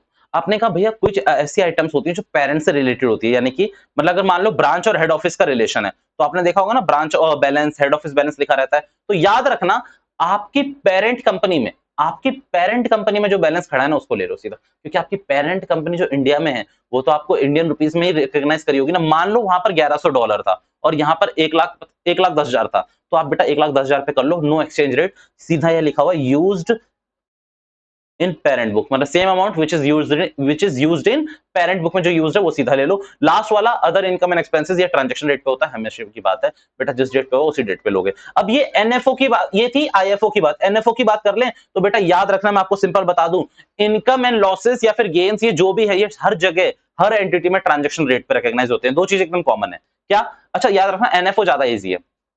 अगेन बेटा अगर इनकम और एक्सपेंसेस को रिकॉग्नाइज कर रहे हो तो ट्रांजैक्शन रेट पे ही करोगे। दूसरा, अगर पेरेंट का बैलेंस है, भले ही आईएफओ हो या फिर एनएफओ हो, जो पेरेंट्स की कंपनी में, पेरेंट की कंपनी में है डेट, उसी पे रिकॉग्नाइज करोगे। ये दो चीजें क्लियर हुई। आगे की बात करें तो जितनी भी आपकी करंट एसेट, करंट लायबिलिटीज जो भी है वो सब आपको क्लोजिंग रेट पे करना है, ये देख लीजिए और बात खत्म। मींस वहां पर चाहे 4 बाइफर्गेशन करने हैं आपको आईएफओ में, और एनएफओ में सिर्फ आपको 3 कर रहे हैं। मैं दोबारा रिपीट कर रहा हूं, मेरी बात ध्यान से सुनना। अगर आप आईएफओ हैं तो आपको fix assets, investment and accumulated depreciation किस पे रिकॉग्नाइज करना है, ट्रांजैक्शन रेट पे। किस पे, ट्रांजैक्शन रेट पे। और आपको अपनी क्या, debtor, creditor, BR, BP, loans account, ये किस पे रिकॉग्नाइज कर रहे हैं, आपको क्लोजिंग रेट पे। ये किसकी बात कर रहा हूं, आईएफओ की अगेन। अब अच्छा, अब याद रखना जितने भी आपके इनकम और एक्सपेंसेस हैं वो सब किस पे रिकॉग्नाइज होते हैं, ट्रांजैक्शन रेट पे। और जो पेरेंट्स का बैलेंस है वो पेरेंट्स के अमाउंट पे ही आता है, यानी कि जो उनकी लोकल बुक पे रिकॉग्नाइज हो रखा है। सेम लास्ट के दो केसेस एनएफओ पे भी लगते हैं, पेरेंट का बैलेंस पेरेंट के अकॉर्डिंग आता है, और अगर आप इनकम और एक्सपेंसेस को रिकॉग्नाइज करना चाहते हो तो वो उसी रेट पे होगा, ट्रांजैक्शन रेट पे। बट बाकी जितनी भी चीजें हैं आपकी वो किस पे रिकॉग्नाइज होगी, वो रिकॉग्नाइज होगी आपकी क्लोजिंग रेट पे। बात होती है मेरी यहाँ खत्म। आपको इसका एक एग्जांपल दिखा देता हूं जल्दी से, जिससे आपकी एक फॉलोइंग बन जाए, और इसके बाद हम इसके बाद करेंगे एक लास्ट टॉपिक। अच्छा याद रखना, यहाँ पर मैंने बताया हुआ है बताया भी, अच्छा हाँ, अगर आपका आईएफओ ब्रांच है, यानी कि वो मेरा ही ब्रांच है, बिल्कुल मेरी मेरी एंटिटी है, तो उसका डिफरेंस जो भी होता है वो मैं कहाँ डाल देता हूँ, प्रॉफिट एंड लॉस अकाउंट में। बट अगर एनएफओ है, मेरा ब्रांच नहीं है, मेरी एक्सटेंशन नहीं है, मतलब मैंने वहां इन्वेस्ट कर रखी है, तो उसे FCTR foreign currency translation reserves में डालूंगा। फॉरेन करेंसी ट्रांसलेशन रिजर्व, याद रखना, आपके एएस ने वर्ड यूज कराया हुआ है, ट्रांसफर ऑफ फंड वंड ऐसा कुछ नहीं, ट्रांसलेशन मींस उनके बैलेंस को हम यहाँ कैसे करते हैं, उसे ट्रांसलेशन, तो फॉरेन करेंसी ट्रांसलेशन रिजर्व में डालूंगा। ये मैंने यहाँ लिख के रखा हुआ है। अब इस बात को छोड़ो, यहाँ पर देखो कि आपका पे लिमिटेड है, ब्रांच इन यूक्रेन, बेटा यूक्रेन नहीं जाना है अभी, बट फिर भी एक एग्जाम्पल बना दिया आपके लिए। तो यूक्रेन में आपने आपका बिजनेस था बेटा, था, तब था पे वहां पे। ओके, अब आपको यहां पर बता दिया गया कि fix asset, stock, debtors, creditors, incomes और हेड ऑफिस का बैलेंस और एक्सपेंसेस दे रखे हैं आपको। किसमें दे रखे हैं बेटा? अब लेट्स से वहां पर जो भी चलता है वो डॉलर था, जो भी था वो डॉलर में था, यूक्रेन डॉलर था। अब ये आप करने मत लग जाना सर्च कि यूक्रेन में क्या चलता है, मुझे भी नहीं पता, छोड़ दो उसको, वो नहीं बताएगा, वो नहीं पूछेगा क्वेश्चन। अब आपको यहाँ पर सिंपल आंसर बता दिए गए हैं। अगर इंटीग्रल्स है और नॉन इंटीग्रल्स है तो कैसे करोगे? अब एक बात बताओ, फिक्स एसेट इंटीग्रल्स में बताओ जल्दी बेटा, इतना तो याद रखना कि एनएफओ में क्या करना है, क्लोजिंग रेट, बट यहाँ पर इंटीग्रल्स में क्या लगाना पड़ेगा आपको, इसके लिए ट्रांजेक्शन रेट। और आपको मैंने यहाँ नीचे लिख के दे रखा है FA purchase rate, transaction rate, average rate. बेटा ओपनिंग की कोई जरूरत नहीं होती, और जब ये दे रखा है तो मुझे चाहिए भी नहीं इसमें, ठीक है। अच्छा आ जाओ, ये हो गया फिक्स एसेट्स का, क्लियर हो गया। स्टॉक 1000 रुपीज, बेटा किस पे करा हुआ है, अगेन देखो क्लोजिंग रेट पे। बेटा करंट एसेट्स हो गई ना एक तरीके से, तो किस पे करोगे इसे, इसे मैंने किस पे करा हुआ है, क्लोजिंग पे, ठीक है। ओके भैया, इसे तो क्लोजिंग पे करेंगे, अच्छी बात है। भैया डेटर्स, बेटा इसमें तो क्लोजिंग पे ही करेंगे, किस पे, एनएफओ पे। बट आईएफओ पे बताओ किस पे, किस पे करेंगे, इसको भी इस पे किस पे करेंगे, क्लोजिंग पे ही करेंगे, याद रखना किस पे करेंगे, क्लोजिंग पे ही करेंगे। ये देख लीजिए 62। ओके, अगर क्रेडिटर की बात करें तो 1400 है, किस पे करेंगे, दोनों में क्लोजिंग क्लोजिंग, कोई दिक्कत खास बात नहीं। इनकम्स ट्रांजेक्शन डेट तो कितनी थी, 60 और लेट्स से 60 थी। बट आपको मैं दिखा के लाता हूं ताकि आपका दिमाग खुले। यहां पर क्या आपको ट्रांजेक्शन डेट दे रखा है, नहीं। और कभी भी जब आपको ट्रांजेक्शन डेट नहीं दे रखी तो आप एवरेज डेट पकड़ लो। अगर आपको एवरेज डेट नहीं मिली है तो ओपनिंग प्लस क्लोजिंग करके डिवाइडेड बाय 2 करके काम चला लो। तो यहां पर मैंने वही दिखा रखा है कि मैंने क्लोजिंग रेट इनका कैसे ले रखा है। अच्छा, सेम मैंने एक्सपेंसेस में भी लिया हुआ है 60, और पेरेंट्स का तो कोई बैलेंस नहीं है, वो जितने पे आता है उतने पे रिकॉग्नाइज कर लेता हूं। दिस इज ऑल जो मुझे आपको बताना था। अब मैं आपसे एक छोटी सी बात कर लेता हूं foreign currency, foreign exchange contracts के बारे में। सबसे पहले मैं बता देता हूं ये कॉन्ट्रैक्ट्स होते हैं क्या। देखो कई बार क्या होता है, हमने फॉरेन एक्सचेंज में कॉन्ट्रैक्ट्स करे होते हैं, जिसमें फॉरेन एक्सचेंज यानी कि कोई कॉन्ट्रैक्ट करा हुआ है वहां पर। अब उसमें एक कॉन्ट्रैक्ट क्या है, फॉरवर्ड कॉन्ट्रैक्ट। क्या है उसमें, फॉरवर्ड कॉन्ट्रैक्ट, जिसमें मैंने लिखा हुआ है क्या, हाँ, agreement between parties for trading in foreign currency at a pre determined price. Means देखो यहां पर ना मैंने फॉरेन एक्सचेंज कॉन्ट्रैक्ट्स तो लिख दिया, यहां पर एक वर्ड मेंशन नहीं करा, वो मैं कर देता हूं आपके लिए ताकि आपको ऐसी कोई कंफ्यूजन ना हो। फॉरवर्ड कॉन्ट्रैक्ट, ये लीजिए मेंशन करके रख दिया मैंने, फॉरवर्ड कॉन्ट्रैक्ट्स। अब ध्यान से सुनना इसको। फॉरवर्ड कॉन्ट्रैक्ट्स क्या होता है कि आपने फॉरेन करेंसी में कॉन्ट्रैक्ट कर रखा है at a pre determined rate, कि भाई इसी रेट पे हम करेंगे। अब बेटा उसको कुछ लॉस वॉस कुछ तो रिकॉग्नाइज करना पड़ेगा। तो सिंपल भाषा में देखो, मैं ना अभी यहाँ पर आपको, यहाँ पर मैं आपको, अच्छा 1 मिनट का देना ब्रेक में चार्जिंग पे लगा लूं। चलिए अब मैं बात कर रहा हूं आपके साथ, ध्यान से सुनना। यहां पर ना मैं अब आपको मैं हेजिंग पे ले जाऊं, स्पेकुलेशन पे ले जाऊं, इतना टाइम अभी लगाने के लिए है नहीं मेरे पास। अगर ये नॉर्मल ब्रांच बैच होता तो अब इसलिए हम चलते, हेजिंग भी करते, स्पेकुलेशन भी करते, सारी बातें को डिस्कस करते। बट यहां पर मैं क्या सोच रहा हूं ना, आपको मैं 2-3 इलस्ट्रेशंस कराता हूं। पहले मैं एसएम पे चलता हूं, एसएम की 3-4 क्वेश्चन कराता हूं, और फिर प्रीवियस ईयर के क्वेश्चन कराता हूं इसी चीज पे बेस्ड। आपका देखना क्लैरिटी कितनी बढ़िया तरीके से क्लियर होगी। आइए एसएम पे चलते हैं, पहले एसएम डिस्कस कर लेते हैं।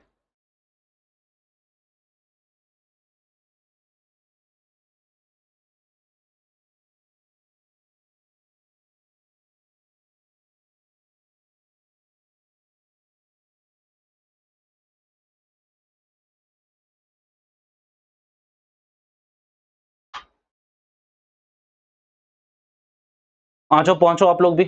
AS11 पे, AS12 हम ऑलरेडी डिस्कस कर चुके हैं, 2 कर चुके हैं, 3 कर चुके हैं, 1 कर चुके हैं, 3 पे ही हैं अभी हम।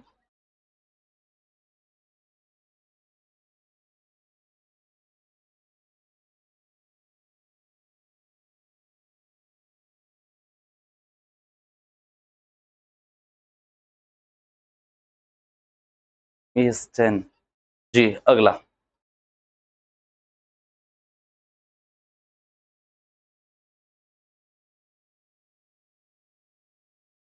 चलिए एएस आपके सामने है बेटा, ध्यान से प्लीज शिद्दत से देखना, कि यहाँ पर मैंने सारे पॉइंट इसी टाइम के अंदर कवर करे हैं या नहीं, या फिर कुछ भी नहीं करा हमने। क्यों देखना बहुत जरूरी है बच्चों, देखेंगे तभी समझ आएगा, ठीक है।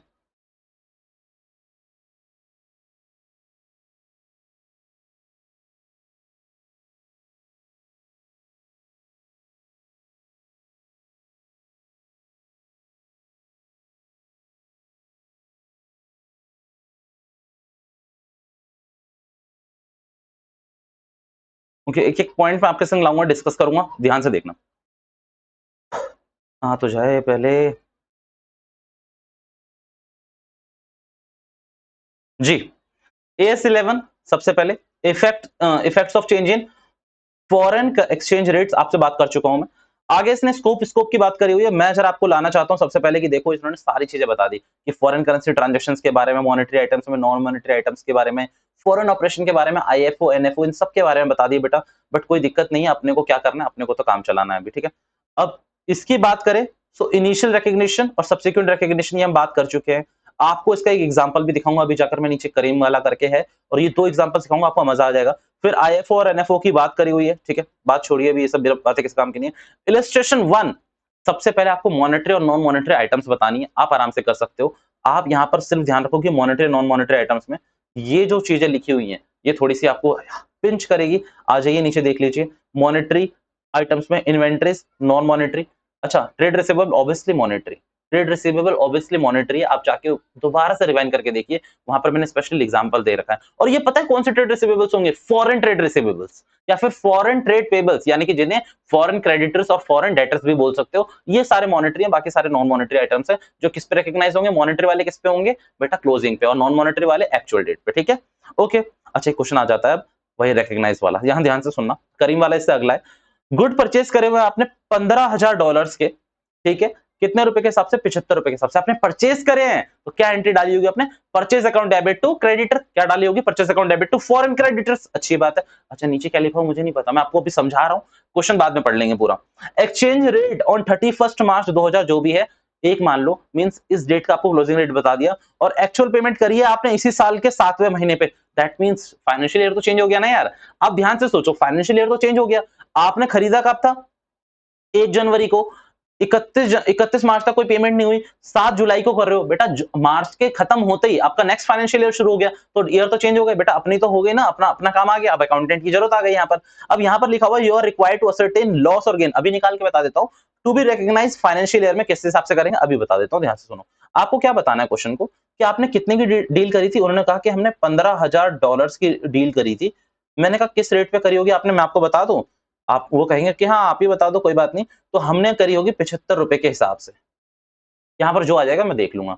अब एक बात देखो, 31 मार्च को ₹1 से गिर गया डॉलर, कई लोगों से ये पूछ दो ना कि डॉलर गिर गया मतलब हमारे रुपीस गिर गए, वो लोग दुखी हो जाते हैं, अरे यार स्पेकुलेशन और हेजिंग का नाम सुना है नहीं सुना। अब स्पेकुलेशन में भी कितना कमाते हैं लोग फॉरेन करेंसी के हिसाब से, वो मुद्दा बाद में, मैं अभी नहीं ला रहा उसको। आप ध्यान से सोचो बेटा, आपने कोई चीज ₹75 में क्या कर रखी थी, ले रखी थी, आपने खरीदी कितने में थी, 75 में, बट आपको देने कितने, आप 74, ₹1 का तो आपको ऐसे गेन हो गया ना। मींस ध्यान से समझो, आपको कोई चीज ₹75 के हिसाब से मिली थी, आपके पास ₹75 हैं लेट्स से, और आपको पे करने हैं सिर्फ 74, आपको तो ₹1 का फायदा हो गया ना यार। आप ध्यान से सोचो, तो ये अगर फॉरेन करेंसी की बात करें तो आपने ₹75 के हिसाब से क्या करा हुआ था, मतलब आपको कितने रुपए के हिसाब से मिला, ₹75 के हिसाब से आपके पास ₹75 हैं, ऐसा समझ लो कि आपके पास 75 है, और बस आपको पे कर रहे हैं ₹74, तो ₹1 तो आप ही के पास रह गए ना, आपको 75 में मिला, आपने 74 दिए, तो ₹1 का तो गेन हो ही गया आपको यहाँ पर। तो सिंपल अगर मैं इसको और शुद्ध भाषा में समझाऊं, तो आपको पेमेंट करनी थी ₹75 के हिसाब से, 15,000 इंटू 75 के हिसाब से, बट अब आपको जो पेमेंट करनी है वो 15,000 इंटू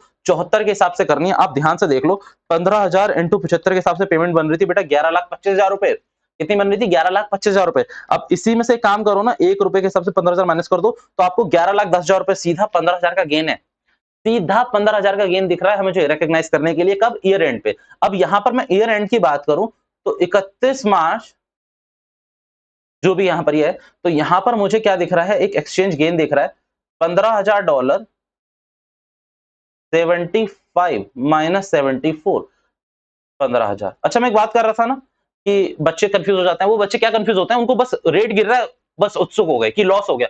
आपको पेमेंट करनी है, आपको पेमेंट करनी है, बाइंग सेलिंग रेट समझो थोड़ा सा, आपको यहाँ पर पेमेंट करनी है बच्चों, तो पेमेंट जितनी कम चाहोगे, आप तो चाहोगे ₹2 पे आ जाए, आप चाहोगे इंडियन रुपीज 2 रुपए पे आ जाए, कोई दिक्कत नहीं है। $1 2 रुपए में मिलना शुरू हो जाए तो ज्यादा मजा है। आप तो यही सोचोगे ना, आपका $1 का रेट कितना आ जाए, 2 रुपए आ जाए, आप तो ये चाहोगे जितना गिरेगा उतना बढ़िया है। ठीक है, अच्छा एक बात बताओ, यहीं पर मुझे अगर मान लो 74 रुपए मैंने दे रखे थे किसी को और मेरे को 75 मिलते तो भी तो मैं खुश होता, तो भी तो मैं खुश होता। बट हाँ, सेम सिचुएशन ऐसी होती, मान लो मैंने किसी को 75 रुपए दे रखे हैं फॉरेन में, अब मुझे 74 मिलेंगे तो लॉस है यार मेरा, तो 1 रुपए का लॉस है ना मुझे, सिंपल है। तब तो मैं क्या चाहूंगा 90 चले जाए वैल्यू, 200 चले जाए, 300 चले जाए, उस हिसाब से पेमेंट आएगी मेरी। ओके, तो 15,000 रुपए का लॉस था। और एक्चुअल डेट ऑफ पेमेंट पे आप यहाँ पर ध्यान से देखो बच्चों, एक्चुअल डेट ऑफ पेमेंट पे 73 रुपीज, यानी कि अगेन 1 रुपए का, तो यहाँ पर 15,000 तो दिखाई रहते, फिर 15,000 रुपए का आपको क्या दिखाना है, और गेन दिखाना है। दैट मीन्स पूरा 30,000 रुपए का गेन है। आइए एक बार आंसर पढ़ लेते हैं क्वेश्चन का, और आंसर में क्वेश्चन ने देखो यही सारी बातें बता रखी होगी, बस लिखित तौर पे। अब यहाँ पर पढ़ा देता हूं मैं आपको कुछ इंपॉर्टेंट पॉइंट्स, ध्यान से देखिएगा। लिखा हुआ है, according to the standard at the balance sheet date will all the monetary transaction should be reported using the closing rate. Obviously बात है। अब यहाँ पर ये $15,000 को आपने क्या करा, 11,10,000 पे रिकॉग्नाइज करा। क्यों? क्योंकि बेटा आपकी 1 रुपए वैल्यू गिर गई, तो 1 रुपए वैल्यू गिर गई तो ये गेन है, तो इसको आपको रिकॉग्नाइज करना पड़ेगा। Should be credited to profit and loss account, तो आप करोगे, ऑब्वियसली बात है। आगे बात करें, अब आपको क्या करना है, 73 रुपए के हिसाब से पेमेंट करनी है as per 11 exchange difference settlement के समय पे क्या करना है, आपको ट्रांसफर करना है प्रॉफिट एंड लॉस अकाउंट के समय पे, यानी कि 11,10,000 से अगेन 10,95,000, यानी कि 15,000 रुपए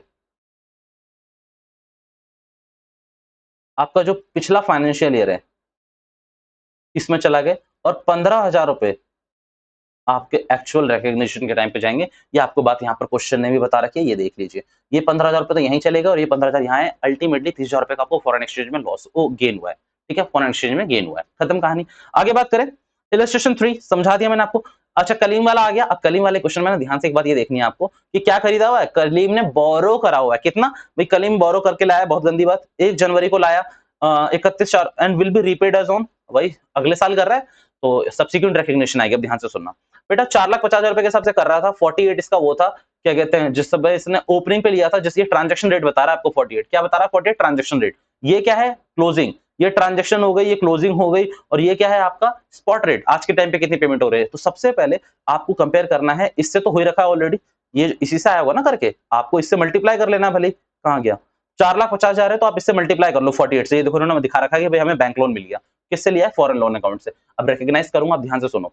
अब यहाँ पर 48 था, 49 देने पड़ेंगे। अरे यार बेड़ा गर्क, बेड़ा गर्क सच में। 48 रुपीज लिए थे मैंने उससे मुझे 49 पे करने पड़ेंगे। सीधी बात है ना, लॉस है यार। तो यहाँ देखो, foreign exchange difference account debit करा हुआ है, या फिर फॉरेन लॉस अकाउंट कर लो, कोई दिक्कत नहीं है। फॉरेन एक्सचेंज डिफरेंस अकाउंट क्या है, ऑथराइज अकाउंट दे रखा है कि इस नाम से यूज कर लो, नहीं भी करते आपका ऑडिटर भी कुछ नहीं कहता, कहता कोई दिक्कत नहीं, आपने नाम में तो फेरी करी और कुछ नहीं करा हुआ। ठीक है, ज्यादा फेरी नहीं करी हुई आपने। ओके, 4,50,000 रुपए, 4,50,000 रुपए भैया कैसे आएगा बता दो बेटा, कितने डॉलर्स करे हुए हैं, $4,50,000, 1 रुपए का लॉस था तो 4,50,000 का लॉस हुआ सीधा सीधा। अच्छा, यहाँ पर अब देखो कितना, 50 पैसे का और लॉस हो रहा है, 50 पैसे का और लॉस हो रहा है। एक्चुअल पेमेंट जब आप कर रहे हो तो 50 पैसे का और लॉस हो गया, बट ये लॉस यहीं रिकॉग्नाइज हो गया। अब अगले साल का जो लॉस है वो अगले साल रिकॉग्नाइज करो, और कितने का हो गया लॉस अगले साल का, 2,25,000। कैसे भैया, 4,50,000 इंटू 0.5 करके देख लो, 4,50,000 इंटू 0.5, 2,25,000 आएगा, क्योंकि 50 पैसे का ही तो लॉस हुआ था। ओके, एफ4 और एनएफओ की बात कर रहा हूं मैं। अच्छा, ये वाली पहले बात कर लो, ये क्वेश्चन अच्छा है, ऐसे क्वेश्चन आते हैं पेपर में। Illustration 4, Rahul limited purchase 1 lakh foreign exchange forward contract का क्वेश्चन है, ध्यान से सुनना। क्या करा हुआ है, राव लिमिटेड ने परचेज कर रखा है प्लांट फॉर $1 1 लाख रुपए का on 1 February 2021, payable after 3 months. कितने पे, payable after 3 months. Forward rate हो सकता है, ध्यान से सुनना। Company entered into a forward contract, company entered into a foreign contract, ठीक है, for the 3 months at the 49.5। याद रखना बेटा, पहले ये क्या था, फॉरेन कॉन्ट्रैक्ट बना, फॉरेन कॉन्ट्रैक्ट था ही था, फिर ये फ्यूचर कॉन्ट्रैक्ट बना, फिर बाद में फॉरवर्ड कॉन्ट्रैक्ट बना। मेरी प्रोसेसिंग सुनना, ये लिखा नहीं है कहीं भी, बट ये इसीलिए बता रहा हूं कि भाई फ्यूचर में कॉन्ट्रैक्ट करेंगे हम, अच्छी बात है, बट यहां पर जब रेट डिसाइड हो गया ना, तो ये फॉरवर्ड कॉन्ट्रैक्ट बना, जिसमें रेट डिसाइड होता है, प्री डिटरमाइंड रेट है, तो उसे फॉरवर्ड ही कहते हैं। अब यहां पर देखना, exchange rate on the dollar on 1 April 1 Feb 48.85, how will be recognise, आगे दे रखी चीजें। अब मैं आपको यहाँ 2 चीजें बताता हूँ, यहां पर दे भी रखा है आपको, क्या दे रखा है, premium on contract and discount on contract निकालना है। याद रखना, प्रीमियम ऑन कॉन्ट्रैक्ट हमेशा आपका लॉस है, प्रीमियम ऑन कॉन्ट्रैक्ट हमेशा आपका लॉस होगा, डिस्काउंट ऑन कॉन्ट्रैक्ट हमेशा आपका गेन होगा। अब बात बता देता हूं बेटा, आपको पे करने हैं 49.15 के हिसाब से पेमेंट करनी है आपको 3 महीने बाद, और आपने ये देखा कि एक्सचेंज रेट आज के टाइम पे कितना है, 48.85। मींस अगर मैं आज कर लेता तो मुझे 48.85 देने होते। फ्यूचर का लॉस मुझे आज दिखना शुरू हो चुका है, कितने का, 0.30 रुपए का, 0.30 पैसे के हिसाब से। तो बेटा 1 लाख को 0.30 से तो 30,000 का तो आज ही लॉस हो गया मेरा, पक्की बात है ना, आज ही लॉस हो गया। अब यहाँ पर क्वेश्चन ने आपको ये बताया हुआ है कि भाई ये जो है लॉस ये फरवरी का है, तो फरवरी मार्च तो इस साल आते हैं, एक लॉस कब रिकॉग्नाइज करना, अगले महीने, यानी कि इसे आप मंथली बेसिस पे कर रहे हो। आप ध्यान से सुनो ना, जिस पीरियड का है उस पीरियड में डालोगे ना आप लोग तो। अब यहाँ पर इन्होंने यही बोला हुआ है, ये जो 30,000 रुपए है ये 3 महीने के हिसाब से है, 2 महीने का तो इस फाइनेंशियल ईयर में डाल दो भाई, बाकी का 10,000 रुपए आगे कैरी फॉरवर्ड करना पड़ेगा। यही बात इन्होंने नीचे लिख के भी दिखा दी बड़े प्यार से, क्या लिखा हुआ है, कॉन्ट्रैक्ट पीरियड 3 मंथ का था, तो 10,000 will be recognised in the following year, अगले साल कर लेंगे, अच्छी बात है। अच्छा याद रखना, ये ना आपको एक वर्ड पढ़ाना था, चलो अभी छोड़ो, अभी तो नहीं आया, अब यहाँ पर देखते हैं, एक वर्ड है वो पढ़ाऊंगा, शायद उसमें है, क्या कहते हैं ना, क्वेश्चन है प्रीवियस ईयर का, वहां वो क्लियर हो जाएगा।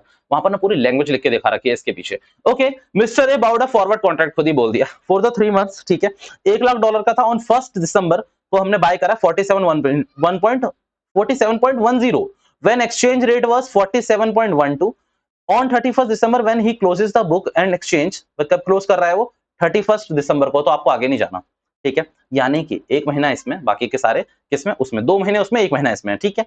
और 47.15 के हिसाब से इसका रेट था क्लोजिंग ऑन 31 में, हाँ तो ये क्लोजिंग था on 31 January, he decided to sell all the contract 47.10। याद रखना, आपको रेट क्या दे रखा है, तो आपको 47.10 स्पॉट रेट बता के दे रखा है, यानी कि सेल रेट है उस समय का, और आपने खरीदा कितने में है, 47.10 में। ये देखो ना आप कब आ गए कॉन्ट्रैक्ट में, 47.1.0 में, ये बीच के रेट अभी छोड़ो, 47.10 पे आपको खरीदा था आपने, इतने पे क्या करना है, इतने की आपको पेमेंट करनी है। ध्यान से सुनो, दोबारा से सुनो, आपको 47.10 आपको मिलेंगे, मतलब आप सेल कर रहे हो इसको, ठीक है, और आपने पेमेंट कितने की करी हुई है, 47.10 की। अब यहाँ पर अगर इसको यहाँ पर एक चीज देखना, यहाँ पर ना कॉन्ट्रैक्ट क्या, एक मिनट सॉरी, यहाँ पर प्रीमियम ऑन कॉन्ट्रैक्ट दे रखा है, आप इसको डिस्काउंट ऑन कॉन्ट्रैक्ट बोलोगे तो तो भी चलेगा, कोई दिक्कत नहीं है, क्यों, क्योंकि आपको लॉस नहीं हुआ, गेन हुआ है यहाँ पर। अच्छा याद रखना, होता क्या है, प्रीमियम ऑन कॉन्ट्रैक्ट यहाँ भी बोल दूं, प्रीमियम ऑन कॉन्ट्रैक्ट यहाँ भी बोल दूं, चीजें बिगड़ती है, इसको डिस्काउंट ऑन कॉन्ट्रैक्ट बोला जाता है, और डिस्काउंट हमेशा आपका गेन होता है, मैंने शुरू में बता दिया था। तो आप अगर इतने में बेच रहे हो, खरीदा इतने में, तो गेन है ना यार, तो ये कितने का है, हुआ है आपका गेन 8,000 रुपए का, पूरा बुक कर लोगे इस साल। उसकी इन्होंने कंप्लायंस नहीं बताई, क्वेश्चन ने पूछनी थी, इन्होंने बताई भी नहीं। ओके, इलस्ट्रेशन 6 कोई खास क्वेश्चन नहीं, आपको पूरी की पूरी बस वो बता रखी है। 7 बेटा मैं बिल्कुल नहीं करा रहा, आईएफओ और एनएफओ का रेट लगाएंगे आप लोग और हो जाएगा इसमें आराम से। आपको जो वर्ड पढ़ना चाहिए ना, अच्छा डिस्क्लोजर रिक्वायरमेंट आपको पता ही है, एक बार देख लेना, ये वर्ड पढ़ा रहा था मैं, ये वहां भी लिखा हुआ है, FCMITDA क्या है, foreign currency monetary items translation difference account. भैया आपको FCTR तो बताया हुआ है ना, फॉरेन करेंसी ट्रांसलेशन रिजर्व। अब यहाँ पर क्या करा हुआ है, FCMITDA करके बताया हुआ है, आप ध्यान से सुनना बेटा, कई आपको क्वेश्चन ऐसे मिलेंगे जिसमें ना आपको लॉस हो रहा होगा या फिर गेन हो रहा होगा। अब क्वेश्चन आपके ऊपर छोड़ देगा, आपको भी ऐसे लिख के छोड़ना है। मैं ये आपको क्यों बता रहा हूँ, क्योंकि प्रीवियस ईयर के क्वेश्चन में क्या दे रखा था आपको, उनको मैं डिस्कस कर देता हूँ, पहले यहाँ पर डिस्कस कर लेता हूँ, आ रहा हूँ मैं उस क्वेश्चन पे, 1 मिनट रुकना, मैं ढूंढ के दे रहा हूँ, फिर मैं उस पर आपको करता हूँ कनेक्ट। चलिए, जेन 21 का क्वेश्चन है, ध्यान से पढ़ना, एक एक पार्ट को मैं इसके डिस्कस करूंगा। सजेस्टेड आंसर का आंसर लगाया हुआ है पूरा, क्यों, क्योंकि जो आपको टर्म्स लिख लिख के दिखाई हुई है ना, वो भी आपको एग्जाम में लिखना बहुत जरूरी है। एज इट इज नहीं लिखनी है, बट फिर भी कुछ तो अपना होना चाहिए। ओके, अगर आप यहाँ पर ध्यान से देखें तो लिखा हुआ है, explain briefly the accounting treatment needed in the following cases as per AS 11। भाई हम दे देंगे, कोई दिक्कत नहीं है। डेटर इंक्लूड्स, 2 क्वेश्चन से यानी कि 2.5 नंबर की weightage. Debtors includes amount due from S, debtor include amount due from S, आपको एस से क्या था, डेटर थे आपके भाई 9 लाख रुपए के, recorded at the prevailing exchange rate and the date of sales. ठीक है भाई, क्या था, ट्रांजेक्शन रिकॉर्ड करी थी आपने $1 पे, जिसपे कितना था, 72 रुपए का रेट चल रहा था। अच्छी बात है, अब एक काम करिए, सबसे पहले अगर ऐसा ही है तो इसको आप रिकॉर्ड क्यों नहीं करते डॉलर में, तो इस 9 लाख रुपीस को आप डिवाइड करिए 72 से और निकालिए आपके कितने डॉलर्स बनते हैं। तो अगर आप 9 लाख को डिवाइड करोगे सीधा सीधा 72 से, तो आपके $12,500 की आ जाती है फॉरेन करेंसी। 12,500 रुपए की पूरी आपके डॉलर्स आ रहे हैं, ध्यान से सुनना। अब यहां पर क्या कह रहा है क्वेश्चन कि US dollar opening closing rate बता रखा है आपको 73.50, ओपनिंग रेट बता रखा है 72.50। याद रखना, सिर्फ कंफ्यूज करने के लिए, ये वाली वर्ड्स की मेरे को कोई जरूरत ही नहीं है। अगर क्वेश्चन ने मुझे ये बताया होता ये जो 9 लाख रुपए हैं ये पिछले साल आए हुए हैं, क्वेश्चन ऐसा बताया, द आंसर इज नो। कहीं भी क्वेश्चन ये मेंशन नहीं कर रखा होता, एक मिनट में चेक कर लूं, कहीं भी ऐसा क्वेश्चन ने मेंशन नहीं कर रखा होता कि ये पिछले साल का है, तो पहले मैं वो इसे इस साल के रेट पे लाता, फिर इस साल के रेट को मैं अपने क्लोजिंग रेट से कंपेयर करता। अगर ऐसा होता तो सबसे पहले मैं इसको क्या करता, 12,500 के ये जो 72 रुपए का रेट है इससे कंपेयर करता, 72 को 72.50 यानी कि 50 पैसे का यहाँ पर गेन दिखाता, और फिर यहाँ पर क्या दिखाता, ये इससे कंपेयर करता। पहले ओपनिंग से करता फिर क्लोजिंग से करता, बट आपको क्वेश्चन ऐसा कुछ नहीं बताया, तो मैं मान रहा हूं कि मिड ऑफ द ईयर ही खरीदा हुआ है, तो ओपनिंग रेट मेरे लिए यहाँ पर इररेलेवेंट है। अब 12,500 यहाँ पर रेट था मेरा, आप अगर ध्यान से देखें तो 12,500 रुपए के हिसाब से मुझे मिलने कितने वाले हैं, मुझे मिलने वाले हैं बेटा 73.50 क्लोजिंग रेट, 73.50, और मैंने रिकॉग्नाइज कितने पे करा हुआ है, 72 पे। मेरे को कोई फर्क नहीं पड़ता अभी 72.50 से मैंने किस पे करा, 72 पे, यानी कि ₹1.5 का प्रॉफिट आ रहा है। 12,500 इंटू 1.5 आपका 18,750 रुपए का गेन है। अच्छा याद रखना, ये वर्ड याद रखना, डेटर से पैसे लेने हैं तो जितना डॉलर बढ़ा रहेगा उतना अच्छा है। मैंने 72 रुपए के हिसाब से दिए थे, मैं तो चाहता हूँ 90 रुपए हो जाए, मैं तो चाहता हूँ 200 रुपए हो जाए, बट यही क्रेडिटर होता, मैंने 72 रुपए पे खरीदा था, मैं चाहता 1 रुपए वैल्यू है इंडिया की, मैं चाहता हूँ 1 रुपए वैल्यू है, 1 डॉलर 1 रुपए के बराबर हो जाए, तो मेरा तो फायदा है ना उसमें, मैंने 72 रुपए के हिसाब से उससे लिया, बट अब मुझे पे कम करना पड़ेगा, ठीक है। अच्छा 18,750 का गेन है, ये अलग क्वेश्चन है, दूसरा देख लेते हैं। अच्छा याद रखना इस वाले क्वेश्चन में ना एक चीज, ये ओपनिंग वाली याद रखना, इस वाले में देखिए लॉन्ग टर्म लोन टेकन, अच्छा मैं ये सारी बातें बता सकता था बट वो सेशन खामखाम बेवजह लंबा होता है इसलिए मैंने बताया नहीं। Long term loan taken on 1 April 2019 from US company, loan लिया हुआ है बेटा, बी कॉशियस, ठीक है, पेमेंट करनी है 75 लाख रुपए की आपको पेमेंट करनी है। 5 लाख आपने कब रिपे करे हैं, 31 दिसंबर 2019 को, okay. Recorded at US dollar 70.50, यानी कि जो 5 लाख रुपए की पेमेंट हुई है, ध्यान से सुनना, ये जो 5 लाख रुपए की पेमेंट हुई है, ये आप ट्रांजैक्शन रेट पे निकालो तो आपने कितने रुपए के हिसाब से पेमेंट करी है, 70.50, तो आप 5 लाख डिवाइडेड बाय 70.5 करोगे तो 7092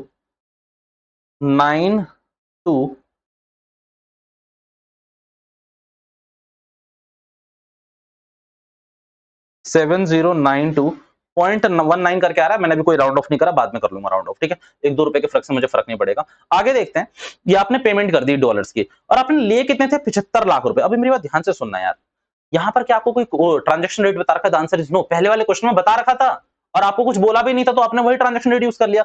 अब आप पहले ये तो देखो कि ये 75 लाख रुपए जो आपको मिले हैं, ये किस रेट पे मिले होंगे, तो इसे ओपनिंग रेट पे लाओ पहले। तो अगर मेरे को कोई और रेट नहीं दे रखा है, तो ओपनिंग रेट मुझे दे रखा है यहाँ पर 72.50, कितना दे रखा है, 72.50। अब ध्यान से सुनना, बीच में पेमेंट करिए ना, इसीलिए 75 लाख पे कर रहा हूं। अब 75 लाख डिवाइडेड बाय 72.5 करोगे, 72.5, तो ये आ रहा है आपका 103,448.27 पॉइंट, यहां पर है 0.27 करके आ रहा है। ये आपका कितना था, इतने आपने डॉलर्स ले रखे थे, डॉलर्स का ये ना क्वेश्चन जी, इतने आपने डॉलर्स ले रखे थे। अच्छा पेमेंट बाद में करिए, वो बाद में देखूंगा, अभी छोड़ दो उसको। अच्छा एक बात बताओ, रिकॉग्नाइज करें अब लॉस वॉस को, तो देखो अब इस पे पूरे पे करना गलत है क्योंकि आपने बीच में पेमेंट कर दी। तो अब एक काम करो, अगर आप ध्यान से देखोगे तो 103,448.27 में से आपको माइनस कर देना चाहिए 7092.19 माइनस करो, तो आपके जो डॉलर्स बच रहे हैं, रिमेनिंग डॉलर्स है, वो है 96356.08। आप माइनस करोगे, मैं रफली कर रहा हूं, ध्यान से सुनना। अच्छा आपने क्या करा, अपने पेमेंट कर दी। अच्छा बताना किस पे रिकॉग्नाइज करोगे, बेटा आपको पेमेंट कितने पे करनी है, आप क्लोजिंग पे करो, तो क्लोजिंग कितना 73.50, करो करो करो करो, कोई डिफरेंस मत लगा देना, बीच में पेमेंट हुई है, करा आपने। अच्छा इसे जब आप 73.5 से करोगे तो आंसर विल बी 708217.188, आपको दिखेगा नहीं, 708217.88 लिख लो पहले इसको।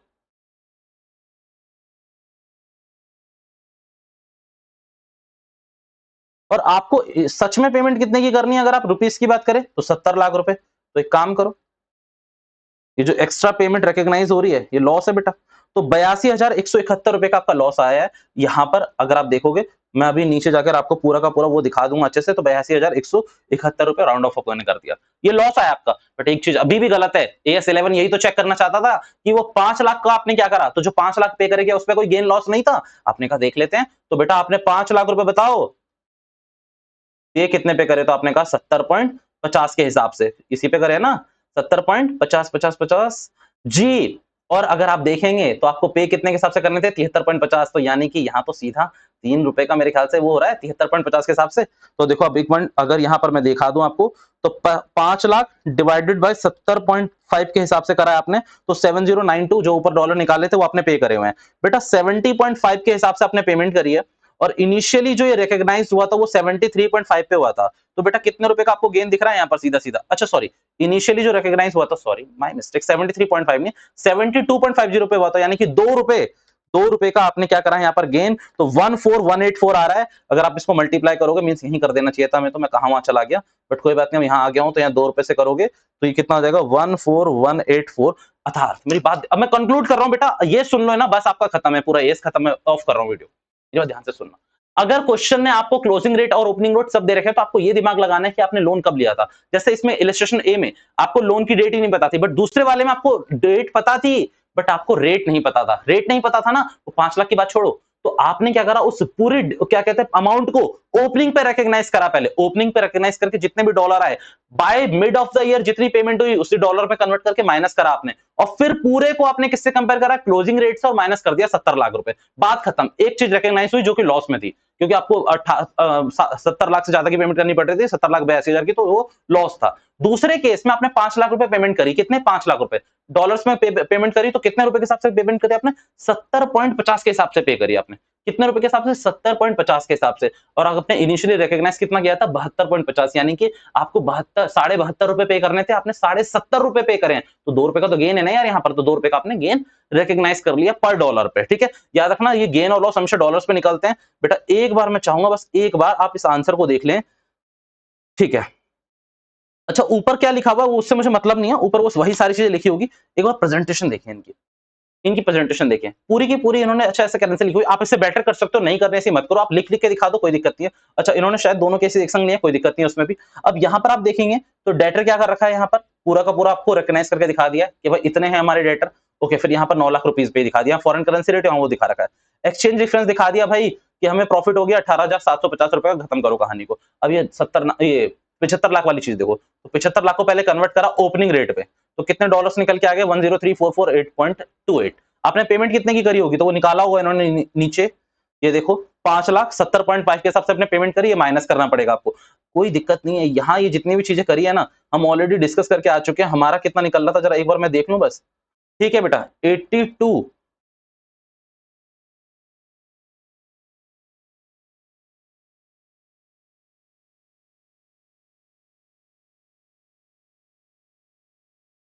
82.1788 हमारा भी निकल रहा था, और उसमें से हमें फिर माइनस करना है 14,184। पता है क्यों माइनस कर रहे हैं, क्योंकि लॉस और गेन दोनों दिखाने कोई मतलब नहीं है। लॉस में से जितना गेन हो गया उसको सेट ऑफ कर लो और अपना आंसर आगे बढ़ा लो। दिस इज ऑल जो आपको समझ में आना चाहिए। एक ना इसका लास्ट अटेम्प्ट यानी कि दिसंबर 21 में भी एग्जाम क्वेश्चन आया था, वो भी प्लीज देख लेना। आज के सेशंस को हम यहीं पर रखते हैं।